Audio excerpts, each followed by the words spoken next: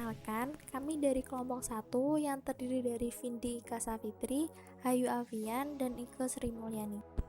Di sini kami akan sedikit membahas tentang analisis jabatan, yaitu latar belakang, pengertian analisis jabatan, hal-hal yang perlu dipersiapkan, tujuan dan manfaat analisis jabatan, metode pengumpulan data, analisis beban kerja, metode analisis beban kerja, dan yang terakhir penilaian jabatan.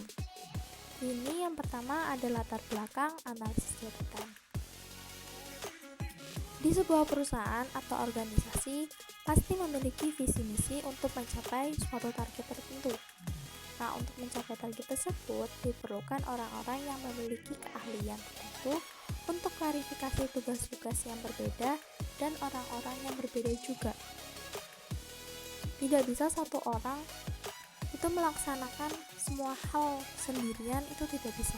Bisa saja, akan tetapi pasti kinerjanya kurang bagus, tidak maksimal, dan dari SDM-nya sendiri itu juga akan kewalahan. Nah, maka dari itu diperlukan pembagian tugas dan orang-orang yang tepat. Nah, hal ini yang melatar belakang pembahasan saat ini karena dibutuhkan sebuah analisis jabatan bagaimana orang SDM mempelajari pola-pola aktivitas dalam suatu perusahaan atau organisasi tersebut. Yang kedua ada pengertian analisis jabatan.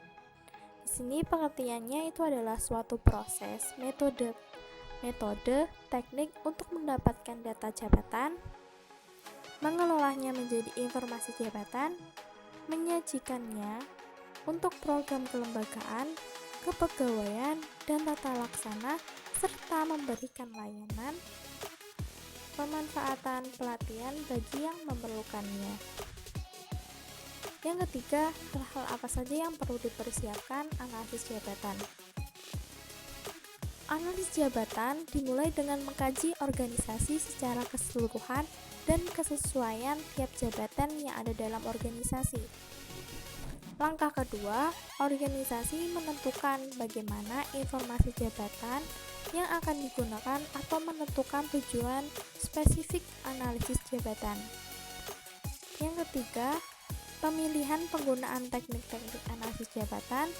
Nah, teknik-teknik ini digunakan untuk mengumpulkan data tentang karakteristik jabatan, perilaku yang disyaratkan, dan karakteristik yang perlu dimiliki pekerja untuk menjalankan pekerjaan tersebut.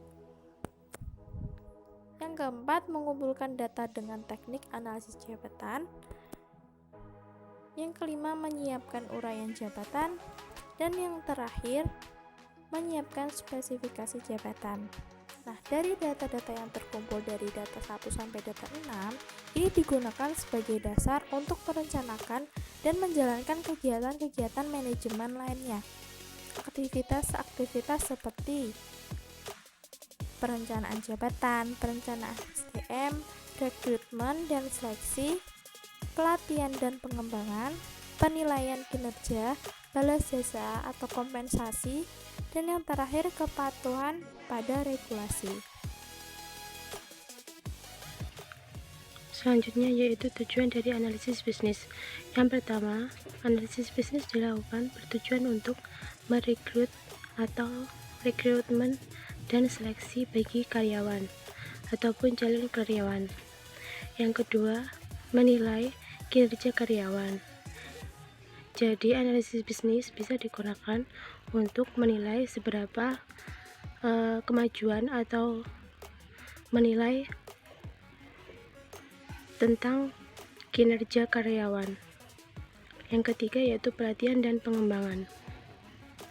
Pelatihan untuk karyawan dan pelatihan digunakan untuk mengembangkan skill yang telah dimiliki oleh karyawan guna untuk meningkatkan etos kerja. Yang selanjutnya yaitu manfaat dari analisis jabatan.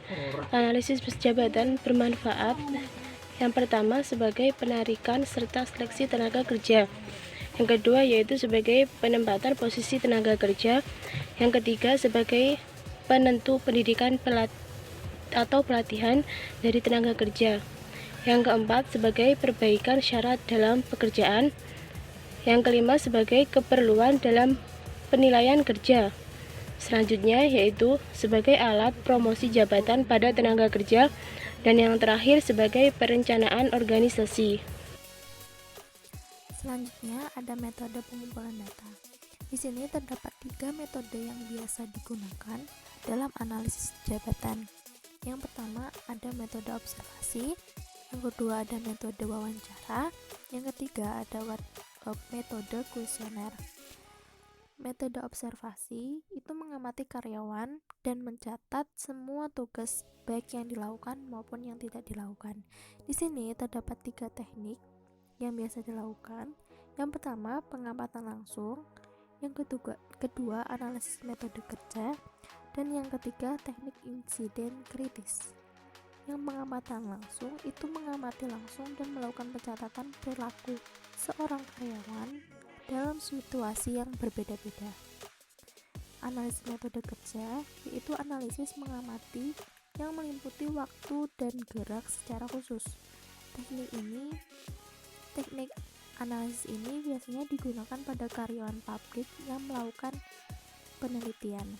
Sedangkan teknik yang ketiga yaitu teknik insiden kritis, yaitu mengidentifikasi perilaku kerja yang menghasilkan kinerja. Yang ketiga, metode wawancara. Metode wawancara ini adalah metode mengumpulkan data dan informasi dengan cara mengajukan pertanyaan secara langsung kepada karyawannya. Di sini ada 3 jenis wawancara. Ada wawancara individu, wawancara kelompok, dan wawancara langsung oleh supervisor. Wawancara individual yaitu wawancara yang dilakukan hanya dengan karyawan yang terkait. Wawancara kelompok yaitu wawancara dengan kelompok karyawan yang mengerjakan pekerjaan yang sama. Sedangkan wawancara langsung oleh penyelia atau supervisor, wawancara dengan atasan karyawan yang bersangkutan yang mengetahui pekerjaan tersebut. Dan yang terakhir ada metode kuesioner, yaitu metode pengumpulan data dengan serangkaian pertanyaan yang tertulis. Saya Vindi Tasya Fitri, NIM 401180201, akan menjelaskan tentang analisis beban kerja. Pengertian analisis beban kerja yaitu suatu teknik manajemen yang dilakukan secara sistematis untuk memperoleh informasi mengenai tingkat efektivitas dan efisiensi kerja organisasi berdasarkan volume kerja. Selanjutnya, metode analisis beban kerja. Yang pertama, pendekatan organisasi yang berisi nama jabatan, struktur organisasi, tugas pokok, fungsi dan tanggung jawab, kondisi kerja, tolak ukur tiap pekerjaan, proses pekerjaan, minat kerja, persyaratan fisik, mental, pendidikan, keterampilan, kemampuan, dan pengalaman. Yang kedua, pendekatan analisis jabatan dan pendekatan administratif yang berisi sebagai landasan untuk melakukan mutasi, sebagai landasan untuk melakukan promosi, sebagai landasan untuk melaksanakan pendidikan dan pelatihan diklat, sebagai landasan untuk melakukan kompensasi, sebagai landasan untuk melaksanakan syarat-syarat, sebagai landasan untuk lingkungan kerja, dan sebagai landasan pemenuhan kebutuhan peralatan atau prasarana dan sasaran kerja. Selanjutnya, penilaian atau jabatan, yang berarti prosedur sistem untuk menilai bobot suatu jabatan dengan membandingkan antar jabatan dengan jabatan lainnya dalam suatu organisasi guna penyempurnaan bobot atau nilai suatu jabatan. Demikian presentasi dari kelompok kami, ada kurang lebihnya mohon maaf. Wassalamualaikum warahmatullahi wabarakatuh.